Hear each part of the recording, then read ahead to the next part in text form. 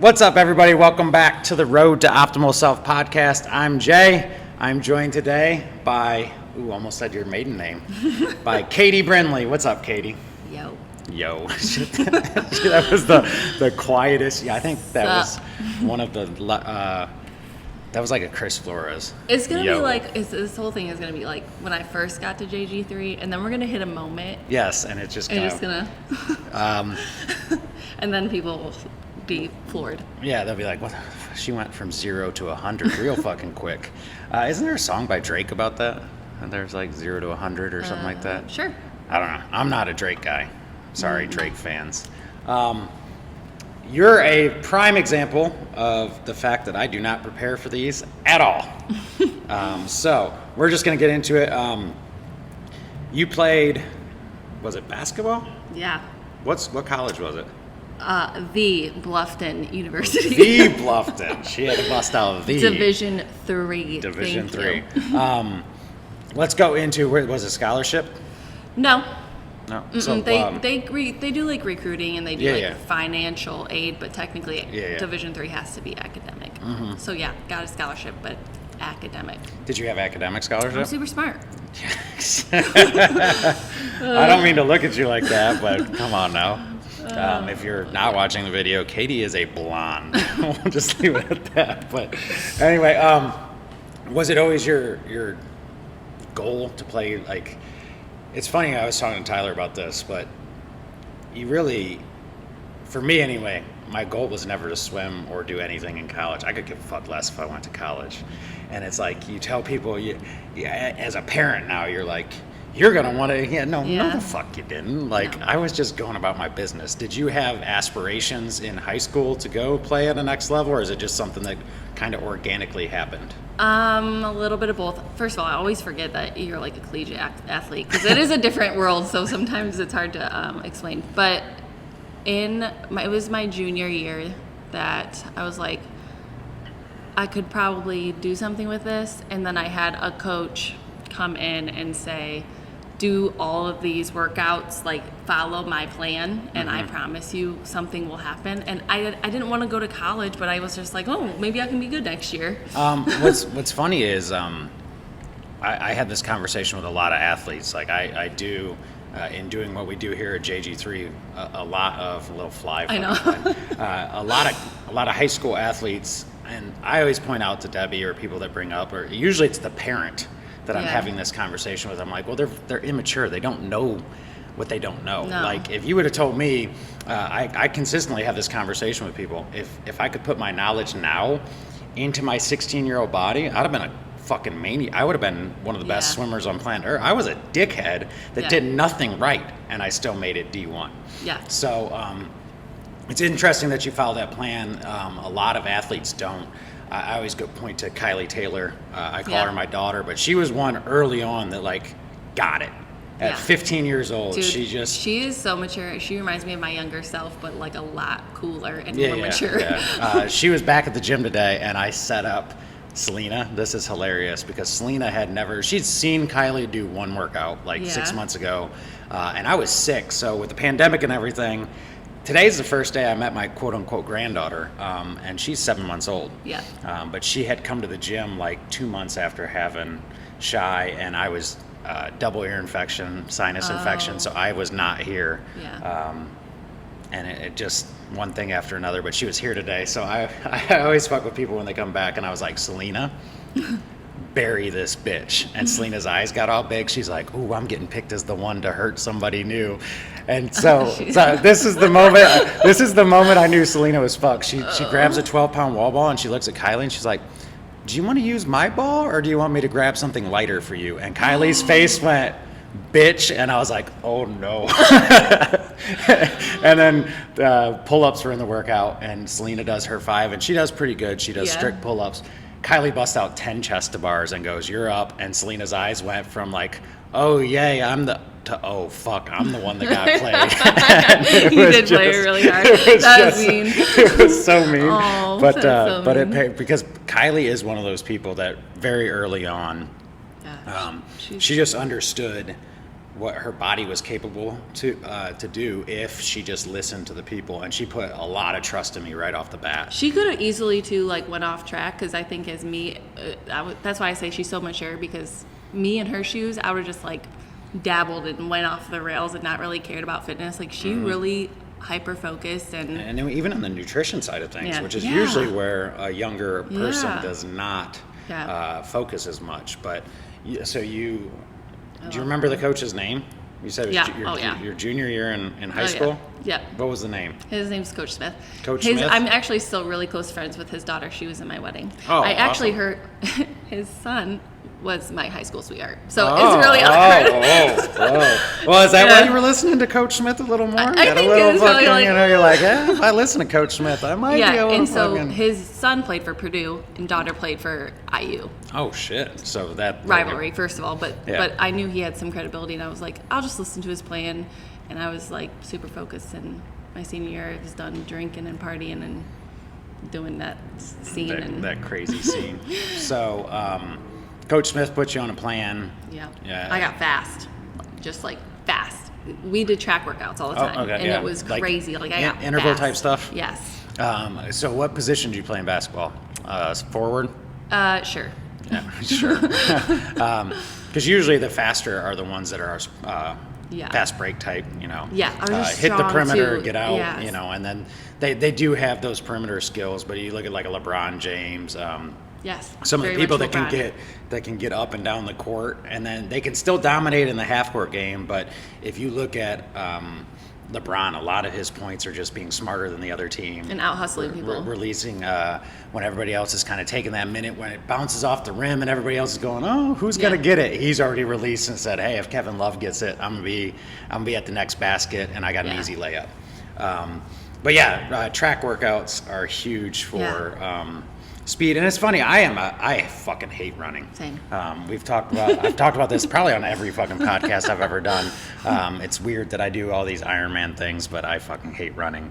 But it is a necessary for sports and athletics, running and explosive style workouts. So you're talking like box jumps, you're talking like Olympic lifts. Yeah. Anything, Plyo stuff. anything fast twitch Yeah. is going to help you immensely when it comes to converting over to speed. Did you notice immediately your senior year the workouts paying off, or was it? I was more conditioned. I wasn't in the best shape of my life. I was the most conditioned of my life. Yeah. So you just were ready to. Dude, I just was fast. That's awesome. So what's it like making? You're 18 years old at the time, roughly 18. I know everybody graduates a little different, but you're roughly 18 years old. You're getting ready to embark on this. What a lot of people, and it's funny you said this earlier, a lot of people are like, oh yeah, college athlete. No, it's fucking not what you expect it to be.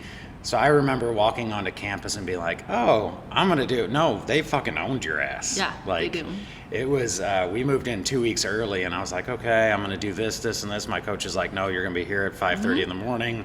You train until 7:30. You got a team meeting over breakfast, and you're going to go to classes, and I'm like, what the fuck? Like, You got 2 weeks off a year. yeah, Like for the whole year. It was nuts. And then the weeks you had off, you had mandatory study hall. I met with the sports psychologist, Yeah. and none of this is mandatory. Forgot about the team study. Yeah, Bullshit. it was pretty bad. But was there any negativity once you got to college, or was it? I know for me, looking back now, I'm like, man, that's kind of fucked up, all the stuff they had us do. But in the moment, it was like, maybe that's why I'm conditioned the way I am now, is I was so fucking busy I didn't have time to think about anything. And that's how I like to be. I like to be disciplined, where it's like, hey, you're doing this, and then you have a 2-hour break, and then you got to do this, and then this, and then, that's how I work best, because I am a fucking, at heart, as crazy as this will sound, I'm a lazy motherfucker at heart. If you just give me a day off and say, do whatever, I'm like, I will fucking sit there, eat a bag of Cheetos, drink a fucking 2-liter of pop, and watch Netflix all fucking day. If I have nothing on my schedule, that's what I'm going to do. But a lot of people don't like that structuredness. So I've talked to some college athletes, the minute they got to college, they started hating their sport. They started hating athletics. I started hating everything. So what was your first experience like?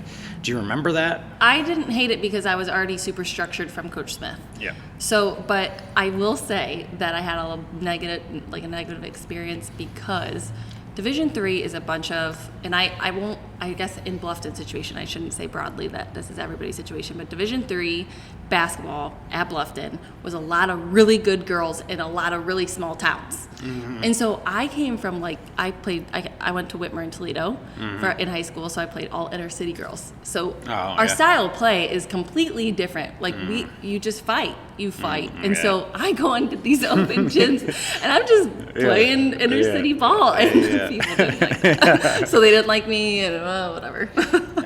It was more of a culture shock for me. That was more of my negativity, but not more of a basketball structure. Yeah, it's more. It's more, if I'm reading between the lines, inner city ball is a more physical style approach. Oh yeah. You're not going down in the paint without someone having their forearm in the middle of your back. I have scars all over my hands and arms from scratches. You're going for it. I remember that shit. I knew that just from playing. In the off season, I played intramural basketball 3-on-3 at Cleveland State, and oh my god, like. In saying that, like I think I brought this up on Tyler's podcast, and I get lost in how far ago I've recorded some of these, but I talked to him about my favorite sport to play was actually basketball. Yeah. Like I love the game of basketball, but I wasn't as good as I was. Like I was good, but I wasn't good. Yeah. You know, I could ride the bench. But that's not what I wanted to do. But then I go to swimming, and I fucking hate swimming, but I was Division I level swimmer that letter in Division I. Like, I wasn't never going to compete for a championship, but I'm going to be in the finals. Yeah. Like, so it's hard to sit there and have something that you loved not be something that you're good at. But if I had been playing basketball, I think my college career would have went much differently. I think I would have been a lot more... I probably would have graduated college instead of being a fucking drunk. But I say this all the time that Bluffton University saved me because if I went to college or like a state school, I would have been drunk and never finished. That was a problem. Swimmers, we loved weed and we loved alcohol. I don't think you can get in trouble this after the fact, but I remember we were swimming against. So I told a story about being at Notre Dame with Tyler. The next year they came and swam at Cleveland State.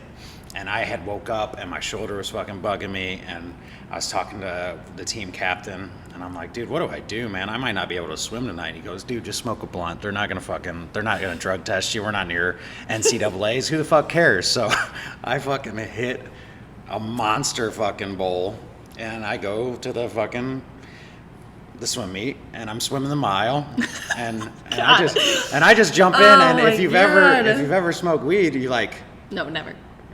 Yeah, I've never smoked weed either, even though I'm telling this story.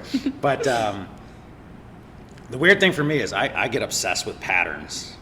Or I used to when I actually smoked weed. I got obsessed with patterns. Yeah. And I dive in that day, and it was literally like almost like Dory. It was just like, just keep swimming, and I swam like a 5-minute PR. And I get out, and my coach is like, you don't even look tired. I'm like, yeah, I feel pretty good, man. I feel pretty good. He goes, whatever you did today, I need you to do that for the championship. And I'm going, no, the fuck you don't, because we'd be DQ'd, because we do get drug tested at that. But our swimmers were not the most sane individuals. That's a great story. Don't do drugs. Yeah, don't do drugs, people. But anyway, in saying that, I can tell you that the amount of times I've almost got injured or done stupid shit partying, it's always been alcohol related. Yeah. It's very rarely. Now, if I gained 10 pounds because I ate like 5 pizzas, that was weed related. Yeah. But alcohol related, I did stupid shit when I was drunk. Yeah. Usually when I was high, it was like, I just want to chill out. I'm going to watch 8 Mile 9 times in a row. I want to walk around the mall for 2 hours and just stare at watches. I'm going to walk around the mall and then be like, where are we at? I swear I've passed that stand 10 times. And the fucking person working the stand's like, dude, it's 20, you high, stupid fuck. Like, go home. And you're like... I seriously used to go to Spencer's and stare at the watches and be like, whoa. Yeah.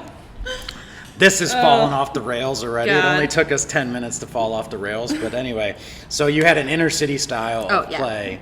Yeah. A lot of small town. I'm assuming they played more spaciously. They Well, weren't as physical. There were some girls who, like, they were big and strong and mean, but they weren't like shit talkers. Yeah. Oh, yeah. I was kind of in people's ears a little bit. Yeah. I could see that with you. You got really quiet when you said that. Like, I'm not allowed to talk shit to people. Yeah. You know? No, we talk shit all the time. I got a whole fucking podcast to talk shit. Like, come on. Yeah, I was not. I was really bad. I was a dirt. I am the player that people hate. Yes. Sorry, it's me. That's you know what though? There's a place for that in the game. Like literally we had I was that guy on our swim team. As I was the guy that just eat the fuck out of people. That's why I love the bad boys of Detroit. Yeah. All of them were like that. Yeah, all of them. I had a Ben Wallace jersey in college. I loved that team when they went and was it the Lakers in the finals? They beat the shit out of Lakers. The team when Karl Malone and all them went to the fucking Lakers, Gary Payton and all, and then you had this group of Rasheed Wallace, Ben Wallace, Rip Hamilton, Tayshaun Prince, Chauncey Billups, and they're like just these outcasts, and they beat the shit out of them because they didn't give a fuck that these guys were superstars, and that was always my mentality, and our coaching staff always told us in college, and we're gonna get there, but our coaching staff always told us don't put somebody up on a pedestal. I swam in some Olympic qualifier meets. So there were people I knew. I swam with a dude in college. I swam against a guy that made the Australian Olympic team. But if you step on the blocks and you're going, hey, that dude made the Olympics, you're getting fucking beat. Yeah, so you can't have, like, it's weird to say, but you want to respect them without respecting them. Like, the minute you put someone up on a pedestal, you're going to get the fucking hell beat out of you in whatever you do. Did you notice, it sounds like Coach Smith had his shit together in terms of coaching. Did you notice a big gap between high school coaching level and college coaching level, or was it really not much of a difference for you? So Coach Smith in general is at a different level because he's just beyond himself. I mean, but so no, not really, except just the commitment piece of it. Yeah. My coach in college was awesome. He's still there, but I didn't really, I don't know, we weren't super close, tight, or whatever. But he looked out for me, and I appreciated that. That's awesome. Our coach was eccentric as fuck, man. We always made fun of him because he would come around and he'd have his hand off and be like, well, and I'm like, what the fuck are you doing with your hand, dude? Like, but he was the best coaches are the oddballs. Yeah, that's like Coach Smith, he's crazy, he's out of his mind. He was nuts, but we had, it was so odd for me because my high school coach was just drag you into the fucking ground or bury you, and then the last meet of the year we'll rest and you'll be fine. College coach, it was like, we're going to do all this scientific shit. We're going to do every Wednesdays meet prep. So we did actually from the blocks, and we did time shit and very specific rest and very specific splits and things that he wanted you to hit. So it was by the time you got to a meet, you felt like, I've done this 400 times. Now, never at the length that I wanted to. Like if I swam the mile, I had done 2100s from the blocks at the pace they want me to hold with rest. But they were never like, okay, now you got to go do 20 in a row without, at one time. So he was very methodical with the way he approached his training. So it was much different for me to go from just yards, volume to very scientific and specific way of hitting. And what's interesting is I remember my freshman year, we did a training trip over right after Christmas. So come back from the holidays, we flew out to San Diego and we did 2 weeks. And these are usually when I swam on the Olympic qualifying meets and things like that, because we went to international meets in the off season, things like that. But I remember like day 4, like leaning on my one teammate, Wes, and I'm like, I can't put my fucking pants on, dude. Like, can you help me? Like, I'm so fucking sore. And he's like, stop leaning on me. I can barely stand up. Like, the whole fucking play. It wasn't the volume. It was he just had targeted everything about your system was taxed. You worked sprints, you worked distance, you worked explosiveness, you worked strength, and it was like, I'm fucking destroyed, dude. I'm not gonna be able to do this shit much longer. And then he'd be like, all right, we're swimming this meet on Friday, and I'm going, it's Wednesday, I can barely put my pants on. And then he'd be like, all right, we're gonna do this weird recovery deal, and then you wake up Friday and you're like, fuck, I feel like I could run through a wall, and you're like, how the fuck does this work? But so I think that's a lot of D1 though. Like, yeah, that is really D1 was nuts. It was next level stuff, but it was so hard on the body. It was so and then you felt like you had to work through injuries. Not because of anything other than, we were in Cleveland, so we had the Cleveland Clinic would literally show up before class or before workouts and hit me with stim, hit me with something on my neck, because it was usually from my car accident. I was using my neck, and my left side would always go numb. And they'd hit me with ultrasound, stim. They'd do stuff, and they'd be like, put your arm out. And I'd be like, fucking throw it down. And I'd be like, I don't think I can do it today. And they're like, it's all in your mind, you're fine. And I'm like, what the fuck is wrong with you guys? And then I'd go swim a PR, and I'd be like, God, no, okay, apparently it wasn't. Apparently it wasn't my mind. But I think that's why I fell off so bad once I stopped swimming. Yeah. I had an 8-year period where I was a fucking mess. Because of how much shit I put my body through. So when you have conversations like, should college athletes be paid? In my opinion, I know. That's a tough one, but I know what some of these guys go through. Yeah. And I was a swimmer. So could you imagine what basketball, baseball, fucking football players go through? Sure. It's got to be complete insanity. Part of me thinks, yes, you are paid your tuition, but I do think, like, they are making money off of you. Yeah, 100%. What's Nick Saban's contract? It's fucking ridiculous. Stupid. At least they're doing the likability thing. Yeah. All these kids have agents now. Yeah, it's fucking crazy. Yeah. But it is, you're right. It is like a job. Yeah. It's hard. It's nuts. And I think that's why a lot of college athletes, when they finally sail off into the sunset, their bodies fall apart, and they're like, I'm not working out. I'm not doing any of this shit. And that brings us to when you joined JG3. Yeah. How long had it been since you had worked out? Because I vividly remember I don't know if it was your first day, second day, but I remember we were doing a free month for the new year, because I used to do that every January. I was like, which was, by the way, stupid business-wise. The biggest month of your year, you should probably not give your shit away. But I remember we were doing a free month. I don't remember who you came in with, but I remember talking to you, and your knees were just fucking wrecked. Yeah. I don't remember how we got on the subject, but you were like, yeah, my knees are fucked. So how long had it been from end of Bluffton career to walking into our gym? I think that it was 6 years. 6 years? Yes. Did you do anything in that 6-year period? I would go for runs. I'd go to Anytime Fitness for 2 weeks and then be like, I'm good. Yeah.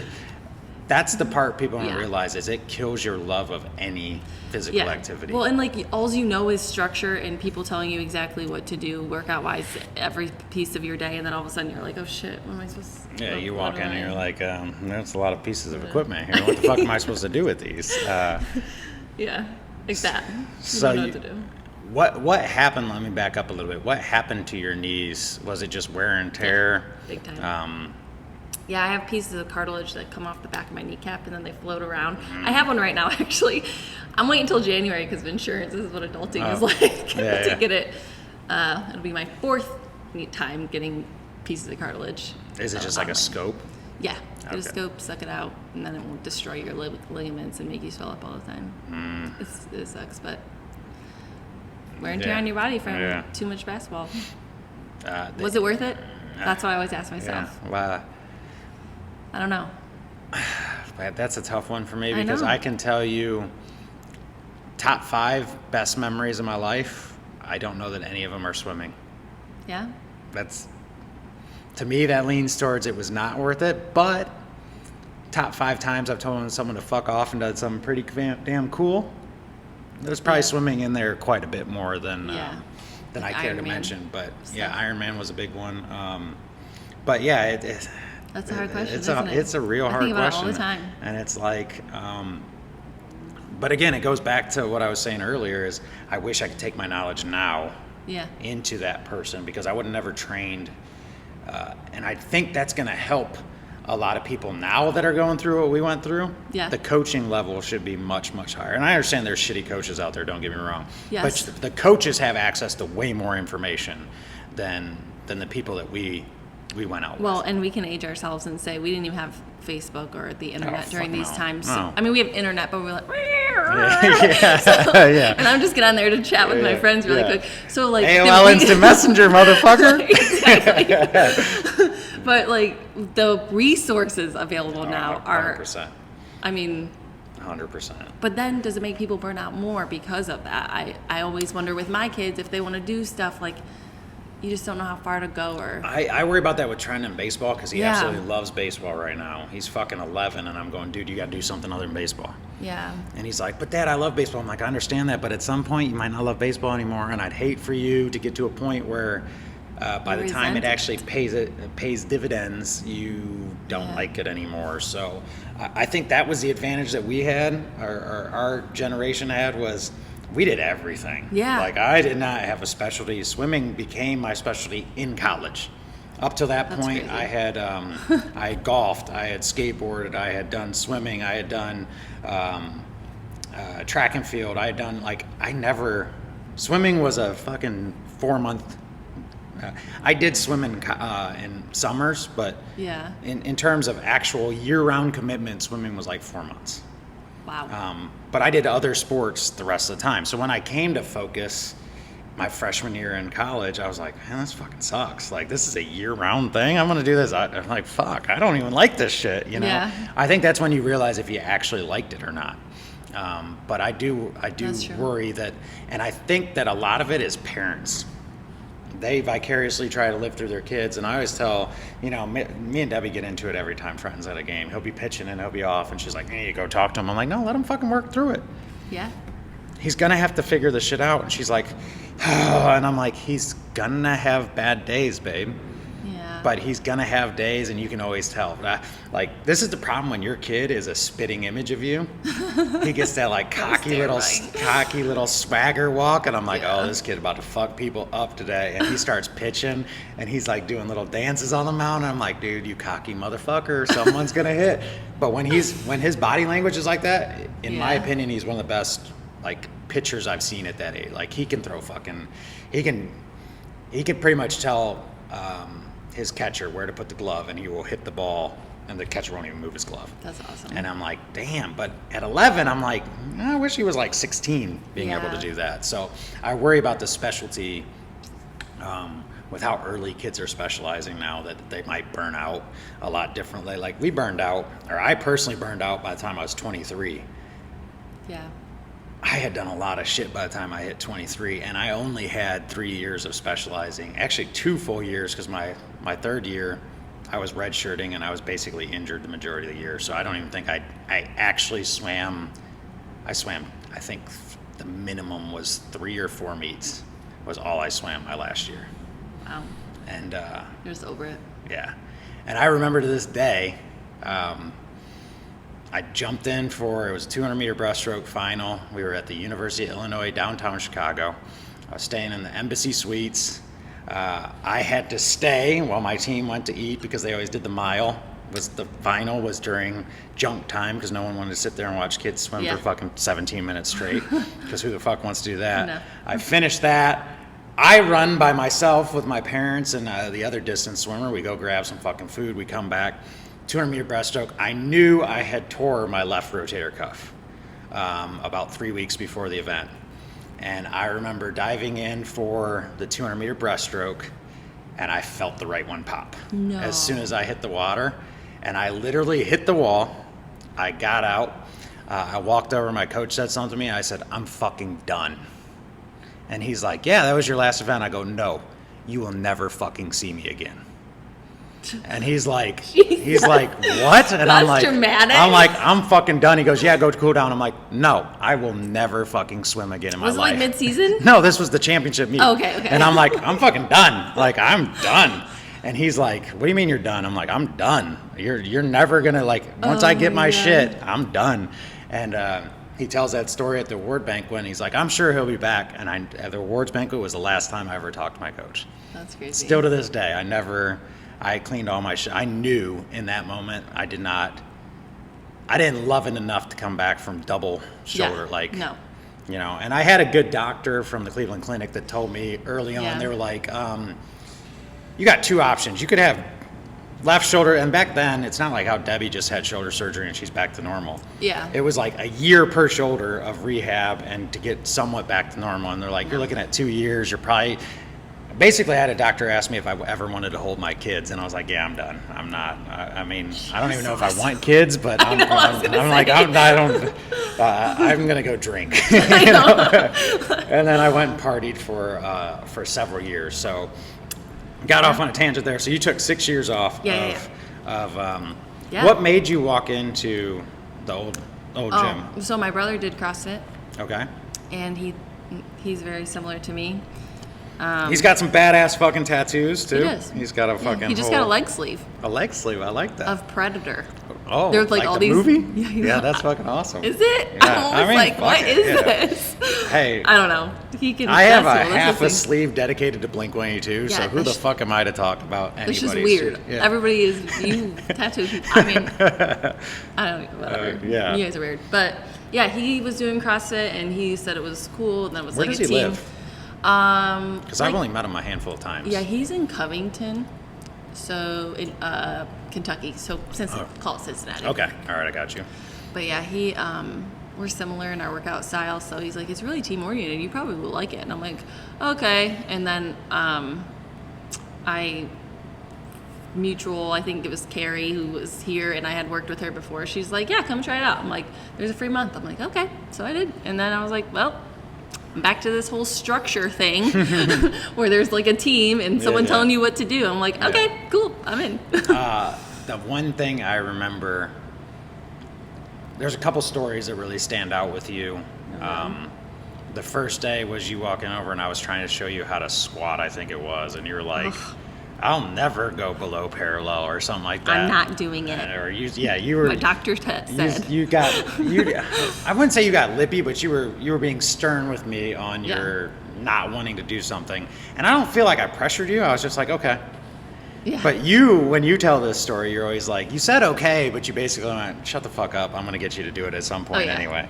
Like, this dude has an attitude, and he says fuck a lot. Like, what kind of gym is this? That's the number one thing is, you don't know how many people have told me I will never be successful because of my mouth.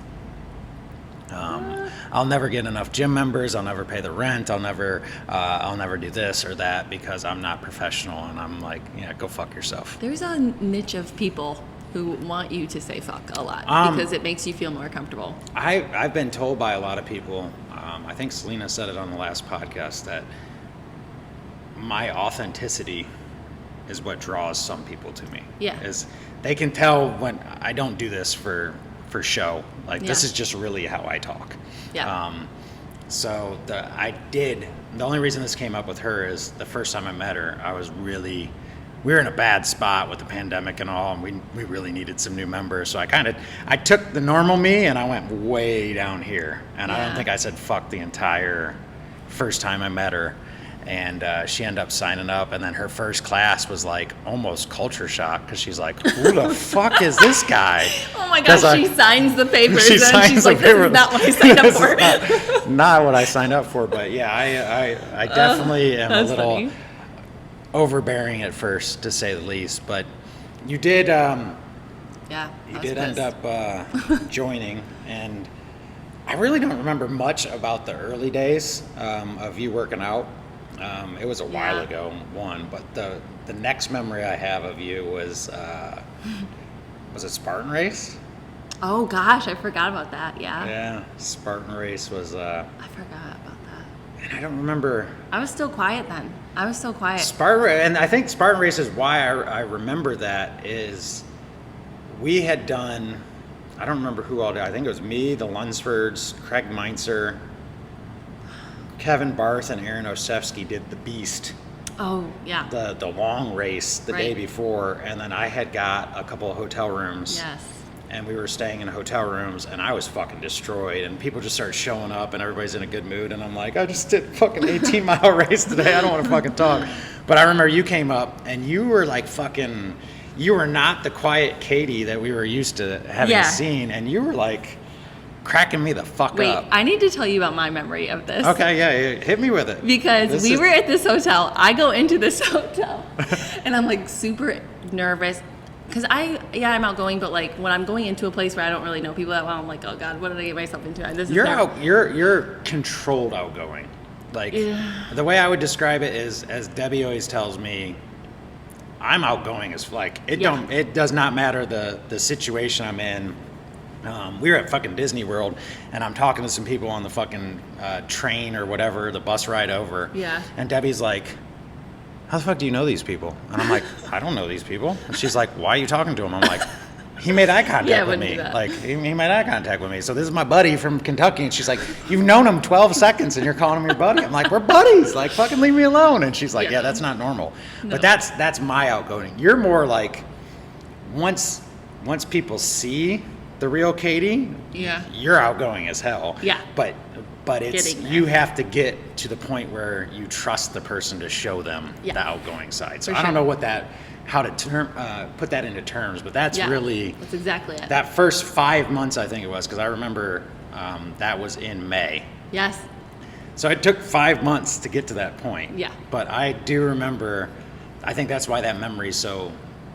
Yeah. Well, I was terrified. Yeah. Okay, so I go into this hotel. Did you come up by yourself? Yeah. I think I rode with somebody, maybe like, I don't know. Because I'm trying to think, the bars were already there. I think Tyler and Aaron. No, Aaron was there. Aaron was there. And Sarah, I thought it was with Sarah and Tyler. Sarah could have rode up because we had got the hotel room the night before. Yeah. Yeah, so. Okay, I guess it doesn't matter. So anyways, go into this hotel room. I'm like, okay, these people, I have no idea who they are. Okay, I'm just gonna be nice. Hi. Ooh, hi. And then we go downstairs and we're like all kind of getting some yogurt, breakfast, bananas or whatever. And I go to the bathroom and I come out and you totally called me out. You were like, you just took a shit, didn't you? And I was like, I was like, oh my God. And now I don't really give a shit. Who knows I take a shit in this gym. Wait, I swear to God you did that. That's how I broke the ice? Yeah, you totally did. And I'm like, oh my God. Wait, did you take a shit? Yeah, I totally did. There you go. I mean, clearly. I call balls and strikes. I was like, oh my God, these people are crazy. So we had a great time though, and then went back to the gym, and then that's when Justin Timberlake came out with that song, and that was the day. See, I remember that was the day. I remember doing Spartan Race. Yeah. And I remember we had a blast. Yeah. I remember I was very, very concerned with how sore I was from the day before, and I was like, I don't know that I actually want to fucking do this today. And I think sometimes when that happens, I go into like almost, I take what's already way too outgoing and I go way the fuck worse. And I think we had those moments where I think me and Tyler were trying to like dunk each other in the fucking mud. And we were just doing stupid little mini, we were just having stupid little mini games. That was the season of everybody putting their thumbs up each other's butts. Yeah. We were doing dumb shit. The whole fucking, I do remember that. We were doing really dumb shit. Now you see what I was walking into and I'm like, what? Yeah. But I remember. But here I am. I remember finishing the race, and I don't remember if it was finishing the race or back at the hotel after the race. But I gave you like a half hug and I said, welcome to the family. Yeah. Because at that point, I felt that transition. Like, even though I 100% do not remember calling you out about taking a shit. But I remember your entire body language after the event went from like, I'm terrified of these people to these are my people. Yeah. And that was such a, that's one of probably my top 5 coaching moments. Because it was so cool to have someone like, when you know someone's apprehensive about stuff. Yeah. And if you remember, I had told Carrie right off the bat, the first day you came, Carrie had brought 3 people, I think, with her. Mm-hmm. And I text her. She texted me that night, and she was like, and I didn't even know your name. Yeah. Because at that point, fucking 100 people were Yeah. walking, everybody Ton of was coming to the gym because it was free. And I remember she texted me, she goes, "What you think of my friends?" And I don't even remember how I described you. I think it was blonde. Because at that point, I'm like, the blonde's the only one with potential. The other two will never make it through the free month. And she's like, "Really?" And I was like, "Yeah, the blonde's going to be good." And she's like, "All right, cool." And it took 5 months for you to finally, for that to come to fruition. But that's why I think that's so vivid of a memory for me, because my first impression was who you could be. Yeah. And after Spartan, feeling it started to happen. And I was like, okay, yeah, she's going to pay off in terms of reaching the potential that I saw in you. And after that, like you said, Justin Timberlake came out with a song. What the fuck is it called? I got this feeling. Yeah, it's from the Trolls, yeah. But it came on, and you came running in the gym like a fucking psychopath. And you're like, "Oh my God, Justin Timberlake!" I'm like, "What the fuck is she talking about?" She's like, "Put on the song," and I'm like, Debbie looked at me like an alien that day. She was like, "Are you okay?" Yeah, and we put on the song, and you were I think we played the song 9 times in a row. It was crazy, and you were just dancing and having a great time. Yeah. But from that point forward, it was always... It would have been shortly after Spartan, so now this all makes sense. I've never really put the 2 and 2 together. Yeah. It was... Yeah. But I think Spartan was still a smaller group of us, and that Justin Timberlake is when everybody was there. Yeah. Because Spartan, I think, was only like 15, 20 people. And then when JT came out with his song, it was like a full gym, and everyone's like looking at her like, "Oh, okay." Now you guys got to deal with my ass. And then, it was awesome. And then, when was the first competition you did? Probably. Was it stat? So that was even 4 or 5 months after that. Yeah. What made you want to compete? Just something to train for and basketball mindset stuff. Yeah. It's weird when you've been an athlete. It's kind of hard to be motivated without something on the calendar. Mm-hmm. I don't know how other people do it, but for me, it's like, that's why I like running 8-week challenges, or putting something on the calendar gives you an end date. Yeah. Where it seems stupid to watch what you eat for just no reason. Yeah, I'm like one of those people. I'm a roller coaster person because of that. Yeah. It's like, oh, I'm going to be really good, and then I'm just not going to give a shit. Yeah, I'm reading this book right now, The Entrepreneurial Roller Coaster, and I literally read it, and I'm like, "Oh my God, this is me." And then the next day it's on one of the lows. I'm like, "Oh my God, this is me." And then it's back on the high. I'm like, "Oh my God, this is me." I'm like, "Oh, my life's a roller coaster." That's why. But yeah, there's a lot of ups and downs when it comes to fitness and athletic. And I could give for everybody too, I think, not even just athletes, but. I don't know. Did I ever pressure you into competing? I feel like I have. I swear I've never, in my opinion, I've never pressured anybody into doing competition. So. I could give a fuck less if people compete or not. The other big memory I have of you, I don't remember what. It was an online competition. I remember that. Oh yeah. Okay. But gosh, I'm like reliving my past here. Okay. I don't remember what the fuck. It was a 1 rep back something. I think it was snatch. And you had missed it like 2 or 3 times, but it was really fucking close. Yeah.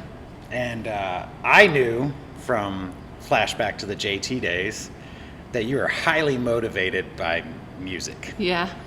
And like a month prior, you had sent me, is it Demi Lovato? Yeah. What was the song? Sorry, Are you ready? Not Sorry. No, Sorry, Not Sorry. Yeah. And you had like 2 minutes to hit this lift. Yeah. And I just walk over and I put on Sorry Not Sorry, and you like went from head down, I'm not gonna get this, to fucking Psycho Katie ready to lift, and you hit the lift, and you turned and you said something to me about thanks or something like that, and I was just like, that's a cool moment as a coach to realize. That's the part a lot of coaches don't look at, is they think you always have to use words, you always have to give some kind of cue. There's always some technical thing that you can tell somebody that gets them over the hump. And I'm like, no, you just got to know the fucking person. Yeah. I hate the blanket coaches. Yeah. They're the worst. Yeah. I'm not that, I'm not good at I'm overbearing as fuck, don't get me wrong. But I'm not good at that, like, in your face, oh my God, you can do it. No, I'm usually the one telling you, if you don't think you can do it, fucking don't try. Yeah.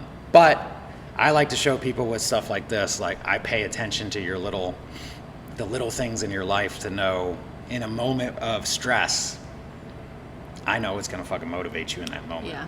And yeah, for you it was fucking Demi Lovato, Sorry Not Sorry. Yeah.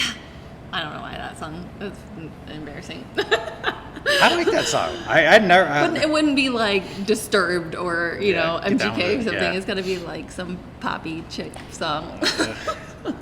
But that's a weird one. That was like her and Pink kind of switched from being like, Yeah. if you were poppy, you didn't really swear, and it was all this, oh, happy-go-lucky, and it was that song and some of Pink's songs are like, no, you don't want to fuck with me. Yeah. And I'm like, ooh, now that's some shit I can get behind, because I like that. That's like my style of music is, or motivation is, hey, and I've talked about this ad nauseum on the podcast, I love when people doubt me. Mm-hmm. So that kind of song would motivate me, and in that moment, it was just cool watching your whole body language go from, I don't think I can do this, to, okay. Yeah, I get in my head a lot. That's probably my biggest downfall. My biggest, yeah. I get in my head too much.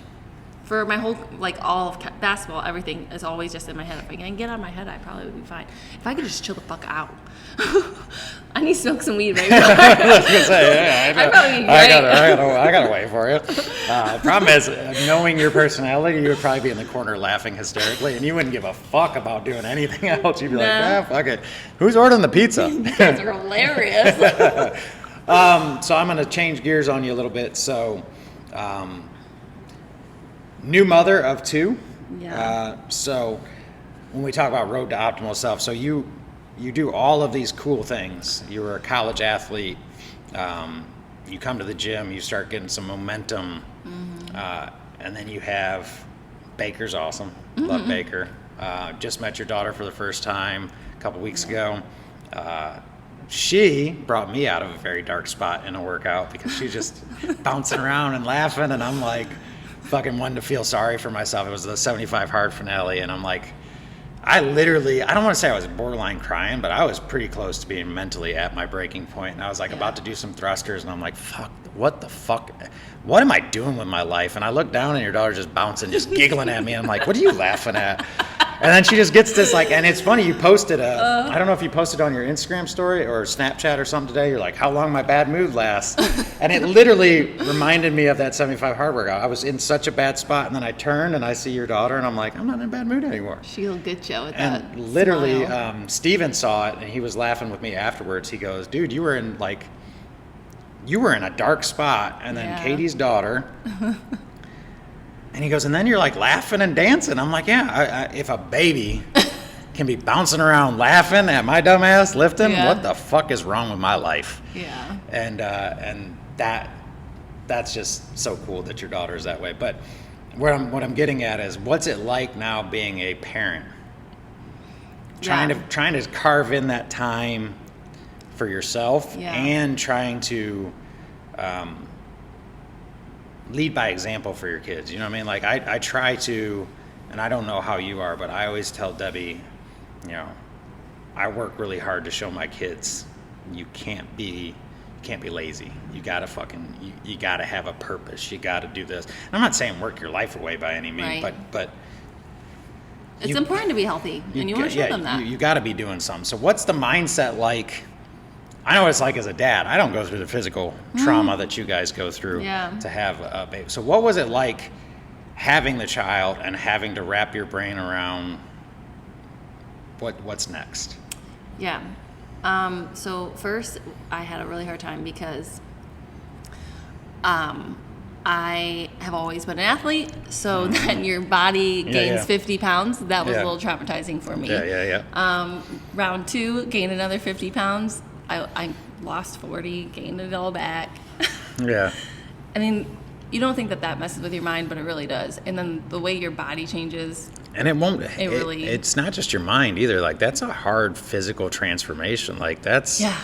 I don't care if there's a baby in there or not. 40 pounds to Yeah. go up and down is traumatic on your body. And your joints and your bones. And I was not like the fit pregnancy that you might see on Instagram. Not me.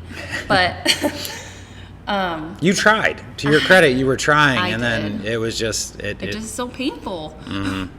But having kids, Baker was easy. I could just bring him in here and he'll just bounce or run around. He was fine. But when you have two, now he wants to be on top of you, and the other one's trying to bounce around and be fine. Someone always needs something with two, and probably worse, more obviously. But so trying to find time when you don't get a lot of time. My biggest struggle is, okay, we still have nap time at my house, so we get 2 hours a day. 2 hours a day to do whatever we want. Am I gonna take a nap? Am I gonna get shit done, or am I gonna work out? and it might be different than you originally intended when you wake up. You know, Yeah. when you first wake up and you make your plan, you might be like, all right, this 2 hour period, I'm gonna jump on the Peloton, I'm gonna knock out some miles. Yeah. But then life happens, So hard. and all of a sudden the kid goes to bed, and you're like, nah, I need to take advantage of this. And that's not wrong. There's nothing wrong with that. It's just, as someone that's been as structured or as disciplined as you've been, Yeah. now, unfortunately, we take that as an L. We're like, oh, Yeah. I took an L here. No, the fuck you didn't. You respected your body and your mind at that time. Yeah. It does get easier. Yeah. As they when get they older. can wipe their own ass. Yes. Yeah. It gets easier. Yeah. But I'm trying to enjoy the season that I'm in, and that's what I think has been the biggest mind shift for me, is like, right now is not the time to be the fittest of your life, or to be hitting PRs and to be like going to all these competitions. Like, that's not what season I'm in. Like, I have to swallow that, and it's hard to sometimes, but I can make mini goals, you know? Like, I wanted to get back into my pre-Baker clothes. Okay, 8 weeks, do it. And I can make my own, like, it's just it's been a big shift, I guess. yeah, It's hard. I get it. I had the advantage of, it's going to sound weird saying this, but I was so fucked up by the time I had both kids that, I had... Physically or mentally? Or? Physically. Okay. I had just, the year we had Skylin, 2011, I had 8 neck surgeries, or 8 surgical injections in my neck. I had been on pain pills for the better part of, even when I was swimming, the only time I wasn't on pain pills was when we were in drug testing. Yeah. So basically from the time I graduated high school through about 2011, 2012, I had taken 3 Vicodin, 3 muscle relaxers, a couple Valium, almost daily. There were times where I cycled off because it was dangerous to be on pills that long, but for the most part, I was pretty fucked up. And it took having Trenton, like, this is the story I described to everybody on how low my life was. Debbie had a bunch of issues. We had to have emergency C-section. We're sitting here and we're at Bellevue Hospital, and if you've ever been in this situation, you're in this area where they hand you your baby and your entire family and friends are right there looking, and I didn't know they that. all want to be there holding your fucking child. It's the brand new first time I'm ever holding Trenton, and I was in so much fucking pain. I did not want to be there, and I'm going to drop this kid. I'm going to ruin this fucking new life because I can't feel my left arm. Dang. And I'm like looking out at all of Debbie's family, the couple of my family that I get along with, and they're envious of me, and I don't want to be there. Yeah. And that's when I'm like, I got to get my shit together. Yeah. So naturally, I did what any mature adult did, and I started drinking a lot. What the hell? That is not how I saw this. Instead of fixing it, because instead my of fixing God. it, I was like, fuck, I'm going to just get drunk. Yeah. Then, oopsie, we're pregnant again. Debbie's pregnant, not me. But we have our daughter, and I had started kind of exercising a little bit. Well, now we're 2011. We have our daughter. I had 2 surgical injections on my left side to burn some nerves. I was in a little bit better spot, still on a lot of medication and stuff, and I was better with her. But we got to the point all these surgeries finish, and I go in for an MRI because they're like, if these aren't working, we're going to have to do some kind of fusion or something major with your neck. Yeah. And they give me 3 Vicodin and 2 Valium, and they send me off to this MRI machine. And they pull me out after like 5 minutes, and they're like, Mr. Glaspie, you need to sit still. And I'm like, I'm fucking doing my best. Like, you have my head strapped to a goddamn table, and what do you want me to do? Like, I'm in pain. I'm like, give me some more pills or something then. They're like, we gave you enough to knock out a fucking horse. Jeez. And you're acting like it's not affecting you. I'm like, you're giving me what I take on a normal basis. And the lady looked at me and she goes, you have a problem. And I was like, fuck. And I'm that's surprised you took her seriously, like you weren't defensive to her. Yeah, I don't know. I think I was, but I think I got home. I did drink my ass off that night. Yeah. Drank an entire bottle of Jack Daniels. Woke up January 1st, 2012. Looked at Debbie, dumped all my pain pills down the toilet, flush them, and I'm like, we're changing this shit. And then the withdrawal hits you, and Yeah. I was fucked up for about 4 or 5 weeks. So I never had the advantage of spending the quality time with the kids and not paying attention to my health because I was so fucking broken that. And I remember I was telling this story to, I don't know if I told it on the podcast or after, but I was telling Selena, I'm real big on push-ups. She's like, why are you so big on push-ups? I'm like, March 6th, 2012, I was in Milwaukee. First day I did not have withdrawal symptoms from pills. And I was like, I'm going to do a push-up. I'm going to do a max set of push-ups, is what I had said. Yeah, I'm rewriting history now, but I was going to do a max set of push-ups, and it took me 6 weeks to be able to do a single push-up. That's how fucked up my body was. Wow. And I remember that day like it was fucking yesterday. So I told myself I will never get to the point where I can't do multiple push-ups. So now I do 100 a day, almost every day. Just it's a different. And people are like, why? And I'm like, because I remember that fucking day. And I never want to be back to that. So I never had this period where Debbie was like, oh yeah, skip your fucking workout. Like all of 2012, I was doing like rehabilitation and yoga and physical therapy. So my schedule always had to have exercise in it because that's the only way I could get through the day. Yeah. So it's hard to relate to what you're going through. Like, I wish I had the normal fucking life. Dude, it's crazy that Debbie was going through all these postpartum things that I'm going through, and she was dealing with your ass. Yeah, I know. Debbie's a fucking saint. Make no mistake about it. But what's funny is I talked to Debbie about that, and she doesn't remember. Debbie doesn't I'm sure she does, but she doesn't want to fucking make me feel like an asshole. But well, you have so little sleep during that time, you truly don't remember a lot. Yeah. And there's actually hormones that release after birth to make you forget about birth. So you do it again, which is a really big. But yeah, Debbie's just she's been a saint through all that. But how have you structured your life recently? Because a lot of people don't realize you don't actively come to the gym right now.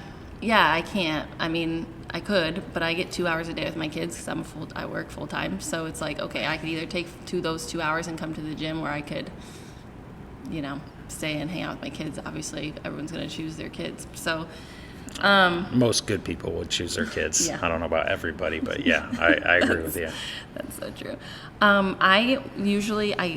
This is going to sound really stupid, but I have a gym in my garage. Most people have seen it, I guess. But again, I cannot just go out there and be looking at the equipment like, I don't fucking know what to do in here. Like, no. So I bought a Peloton. I'm super culty, I guess, about it. I'm so basic. I'm embarrassed by it. I don't tell people. So, you shouldn't be. I was just having a conversation with Dan Sullivan from First Form. We're doing this meter challenge, so instead of doing my outdoor ride for Ironman training, I took the Concept 2 bike, and while I was playing video games, my relaxing time, I sat on the bike for an hour, and I did 25,000 meters in an hour. That's crazy. And I text him that, and he goes, dude, Peloton's the way to go. I'm like, I ain't fucking paying for a Peloton. And he's like, dude, it would be horrible for you, because people like me, like, that was fine. Yeah. If there's some motherfucker on the screen racing me, I'm That ain't Yeah. good. That ain't good for my mental health. I'd be like, no, fuck you. And it'd Yeah. probably be some like kid. I'd be like, listen, kid, oh, well, fucking, Yeah. so, but, It's nice though because they tell me what to do every day, and I have friends from basketball, who also have one. So my best friend in the whole world lives in like south of Indianapolis, so 4 hours away.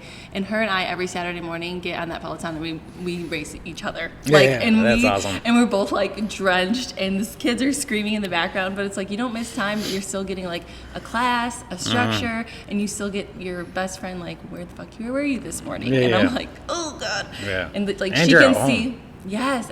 Yeah. So if I want to do it at 5 a.m. or if I want to do it at 9 p.m., like it's just there. So it's what is working for me right now.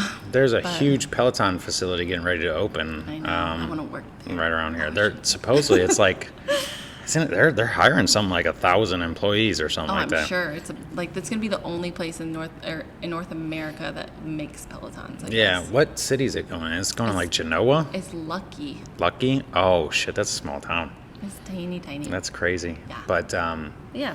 no, I think what people don't realize is it's important to figure out what works for you. And it does not matter if it's obviously I own a gym. I would prefer if people came to the gym, but that's not realistic for everybody. Yeah. And it becomes, and people don't realize this about people that own a gym. I could give a fuck less. I mean, don't get me wrong. I care if people come to my gym or not, but how long has it been since you've been an active member here? Probably. I've had so many children in 18 Yeah. months. Like you Yeah, it's been a year probably. It's been a year or so. We're still in pretty regular contact. Like Yeah. I never want someone to think they don't have my support just because they don't come to the fucking physical gym. This is still family to me. Yeah, I have like- your back, you have mine. It's Yeah, just I mean, how and the it's rest is. and it's always been, no matter what, we've always had an open line of communication. I feel like you can always reach out to me. I've always reached Yeah. out to you. I remember a funny story of how I found out you had a Peloton. I don't know how, but we got to talking on Snapchat, and you're like, "Yeah, my goal is to hit 50 miles in." Yeah. What was the time frame? It was 125 miles in a month. 125 miles in a month, and I was like, "Oh!" So I bring up my fucking Garmin because I'm in the middle of 75 hard, and I had done like, I had already hit like whatever your number was, or I was almost there, and I sent it to you. I'm like, "Oh, done," and you're like, Damn "Fuck it. you!" you're like, "I was gonna get you in something." I'm like, "Not today." I know. I was like, oh, damn it. But it's fun to have the ability to still reach out to someone and have a little goal like that. I think you know? someone too also came up to you and was like, "Hey, did you see Katie got a Peloton? I don't think she's coming back to the gym." You're like, "Yeah, she's got 2 kids. She'll be back one day." Yeah. Like, I don't. like you knew. I you don't respected it. remember. But I mean, the thing people don't realize is, like I said, we've had an open line of communication always. So, when your schedule got changed and you had to go to a different gym, you were the first to tell me. Yeah. Yeah. When you bought the Peloton, I'm pretty sure you told me, because you offered to sell me your Rogue bike. And I was like, nah. You're like, why are you getting rid of this? I'm like, oh, well.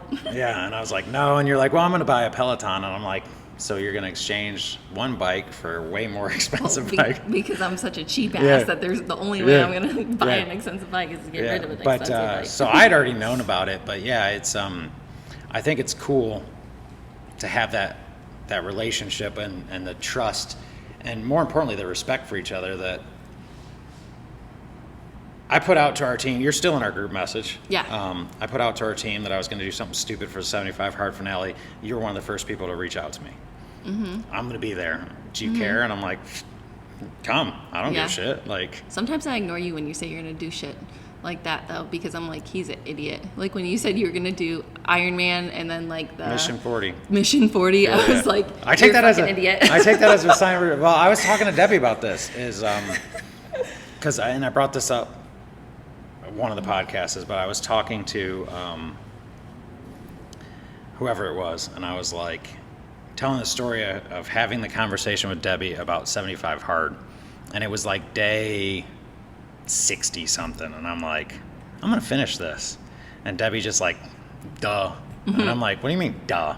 Like, well, when did you think I was going to fucking finish this? She goes, the day you fucking told me you were going to do it. Oh, for sure. And I was like, really? And I'm like, I didn't even know until like day 20 is when I started really, day 20 to 24, I don't remember the exact day, but that's when I started to be like, hey, I might be able to actually do this. She goes, no.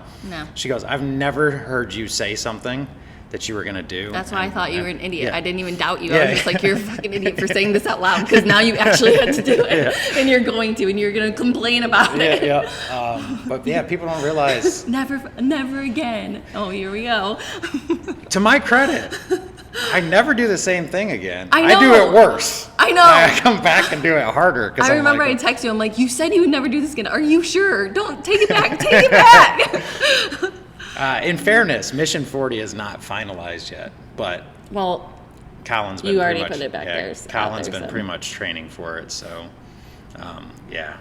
that's. But here's what's frustrating for me, and this is going to sound odd.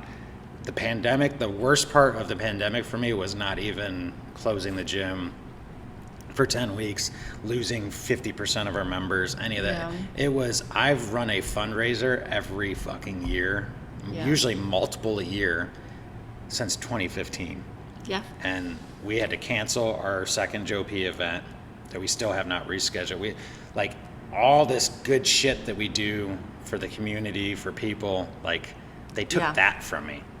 You were in a bad place for a while, and I could tell it was hard. Actually, I can publicly say this now because I said it last week on the podcast with Selena. This was the part where I thought she was going to actually start crying. I almost sold the gym in May of this year.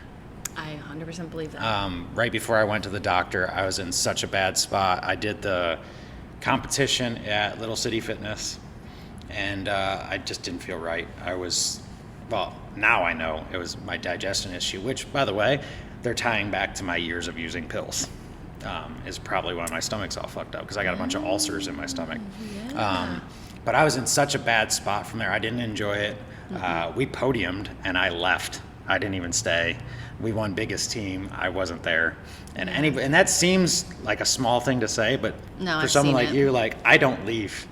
Yeah. I don't abandon my team. And I literally walked off the last event. I told Colin, I said, I got to go.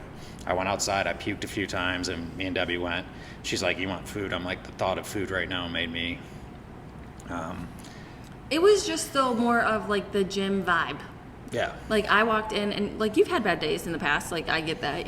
But, like, even when I was coming every single day training for stuff, but, like, it was every day. And I'm like, dude, and I'm trying to, like, get you out of your funk, text you, nothing. Like, so that's why when you say that, it really doesn't surprise me. Because I was worried that not that was it, but that was like, I don't know. What I did not tell with Selena is Debbie's the reason we did not sell. Really? Debbie's the one that convinced us not to do it.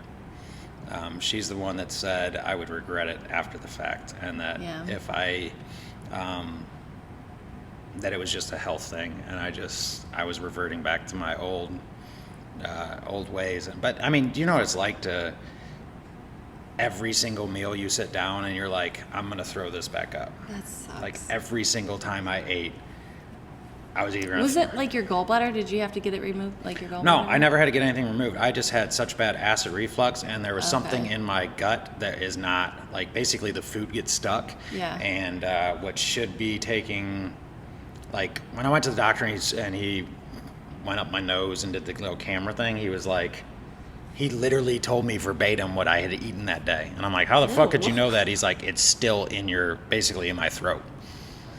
And I'm like, that's fucking gross, dude. That is gross. And he's like, yeah, you're not digesting food. You need to, and that's what started 75 Hard, is a lot of people are like, oh, he was trying to get his groove back. No, I was gonna fucking, like, I had to cut all this shit out. So he wanted me to cut out for 6 weeks, caffeine, dairy, anything acidic, basically, pops.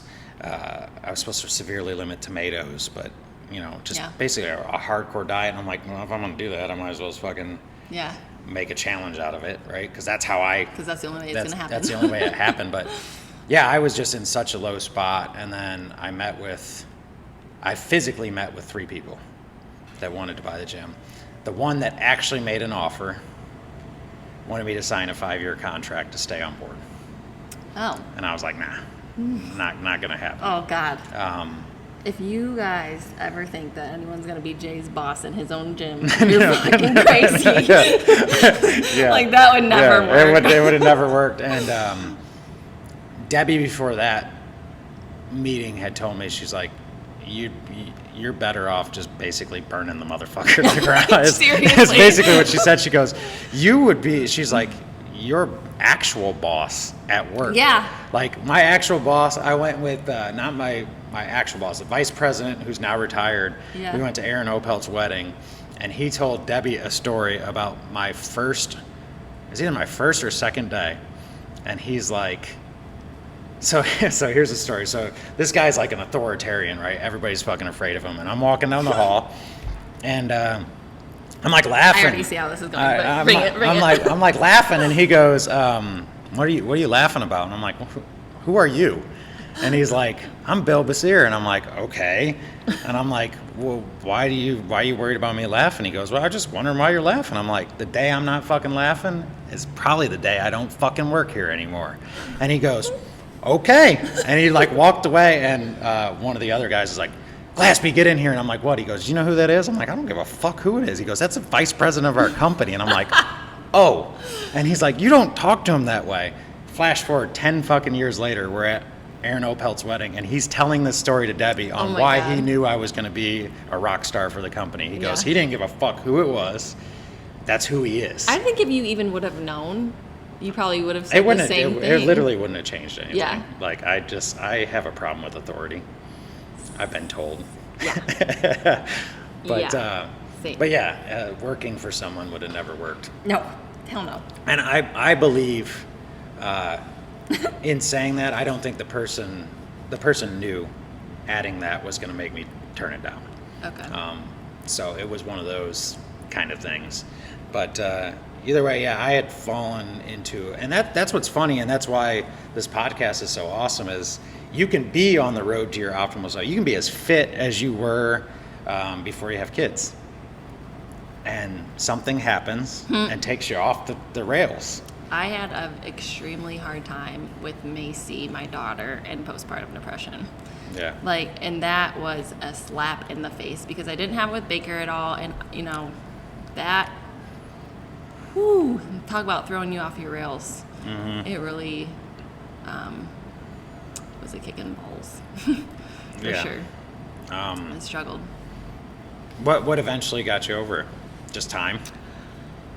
So that was part of the reason why I bought a Peloton, because my mom, if I talk to her and I'm being bitchy, which is not, anyway. She didn't even finish that. She'll go, "Hey, when's the last time you've worked out?" And I'm like, "Shut up, Mom! I'm on my way to the gym right now." So I could just feel myself, and I'm like, this is just because I'm not working out. So I worked out a lot. Like, I wasn't getting sleep. Macy still doesn't sleep. And but nothing, and nothing was working in my brain, man. I think that I've always had some issues, depression-wise, but I've always had the gym or supported people in my life where that gets you through that. But this time nothing was working. Yeah. And I finally, I say swallow a pill, but like I had to come to the realization that to take meds now. And I shouldn't be so ashamed of that. No, you shouldn't. Who the fuck cares? I know, but it's like, it's just when you're like us, it makes you feel weak.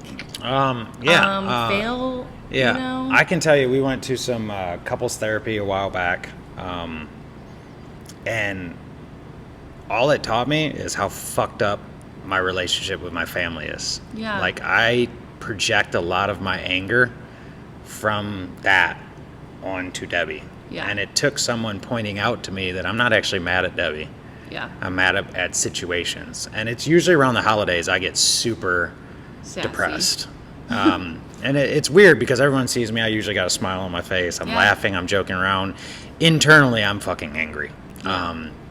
You get around Thanksgiving, and I've had these conversations with Debbie, like, doing double the time at her family does not take away from the fact that it doesn't save the fact that I don't have a relationship with my family. Yeah. It actually makes it worse, because now I'm going, okay, now you're you're trying to guilt me into thinking that I'm not a fucking loser without somewhere for us to go. Yeah. I would much rather, and we did start doing this a couple years ago with Joe and Carrie and the girls.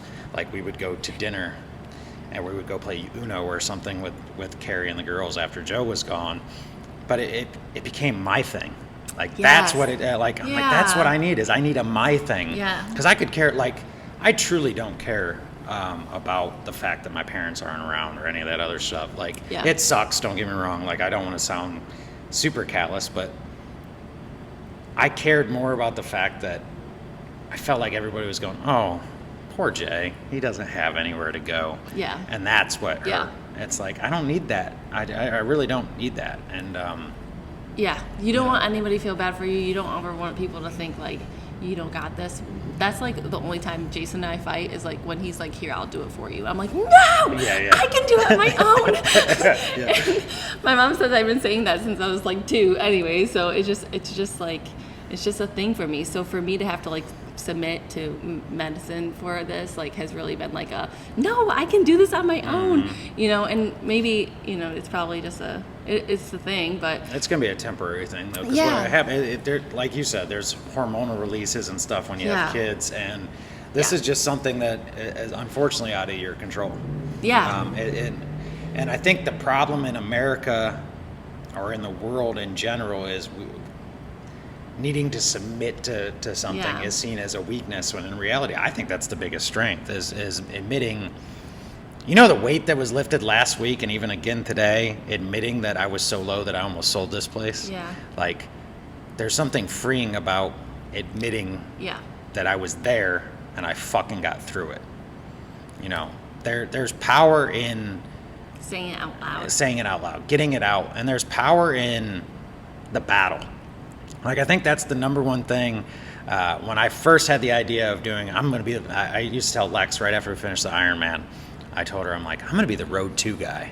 And she goes, that's fucking dangerous. And I'm like, yeah, I mean, I'm going to do a bunch of shit. I started jujitsu. I'm like, I'm going to do road to this. I'm going to do road to that. I'm going to be the road 2 guy. But what that boils down to is there's something about being on the path to bettering yourself that just makes everything better for me. I could care less if I ever, don't get me wrong, I'm shooting for the stars. Yeah. But when you truly enjoy the path, it's not work. Like, I was talking to Tyler, text me right before I was heading here. And he's like, what are you doing? I'm like, dude, I'm excited. I get to talk to Katie for however long. And he's like, you're fucking weird, dude.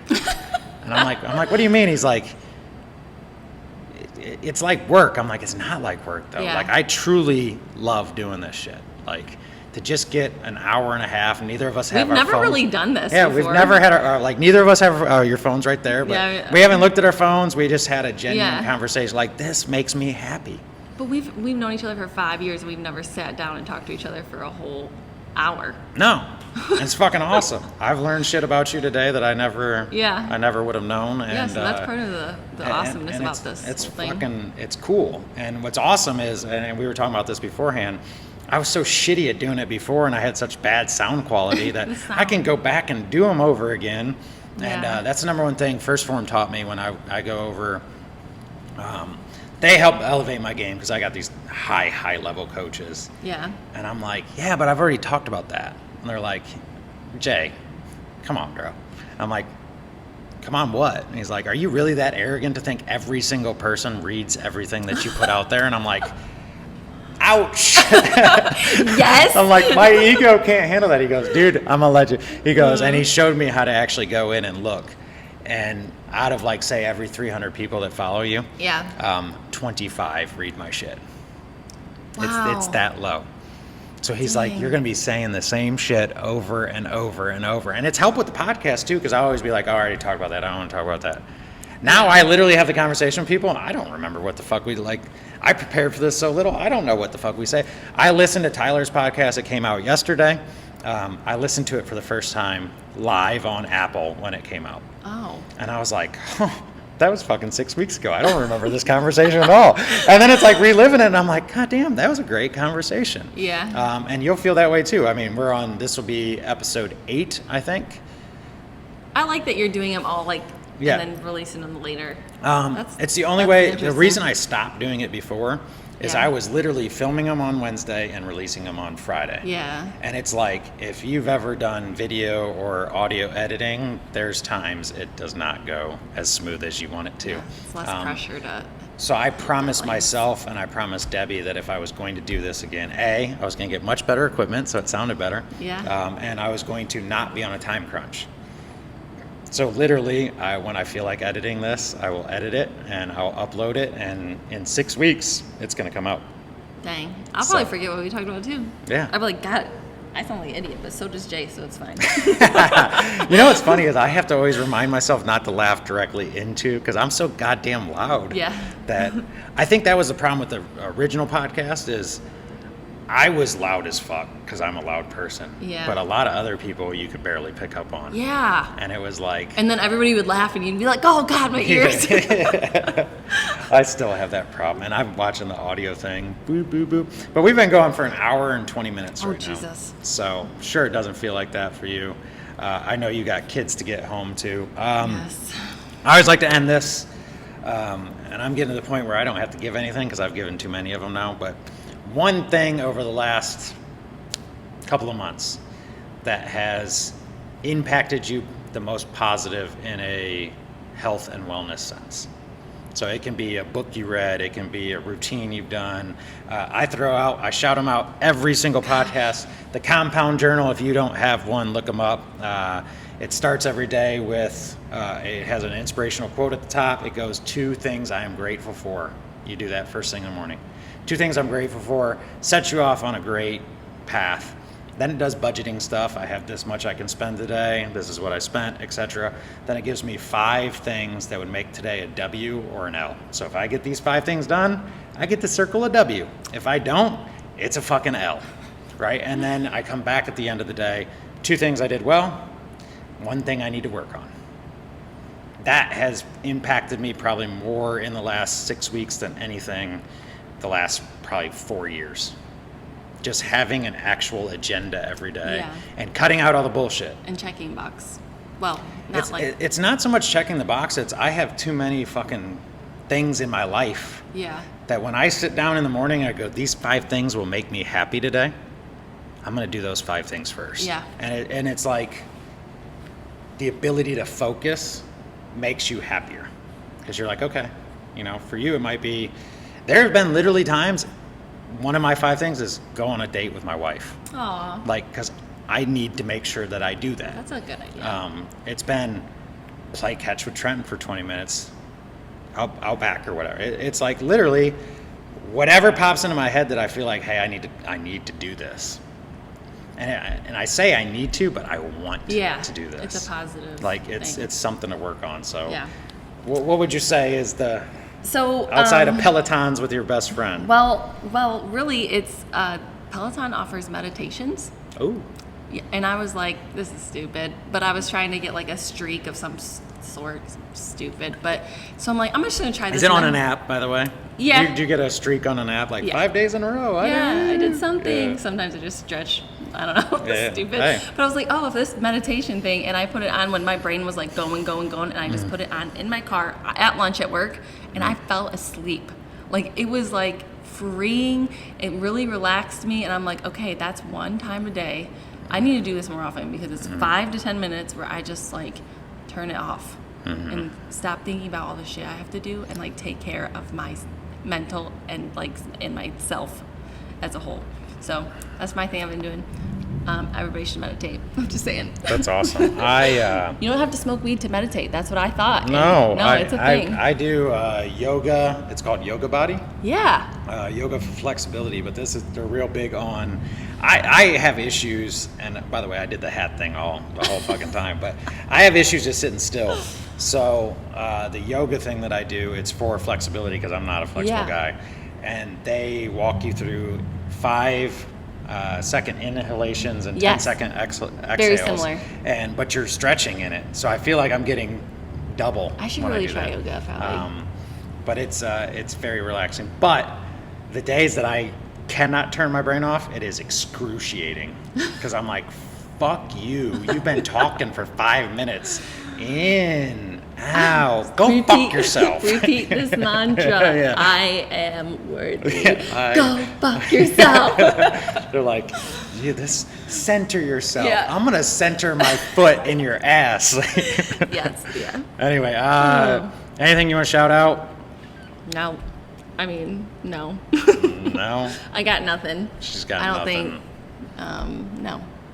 Shout out to all the moms holding it down. Shout out to all the moms holding it down. I think that's a good stopping point. Thank you very much. This has been the Road to Optimal Self with Jay and Katie. Boom. Bam.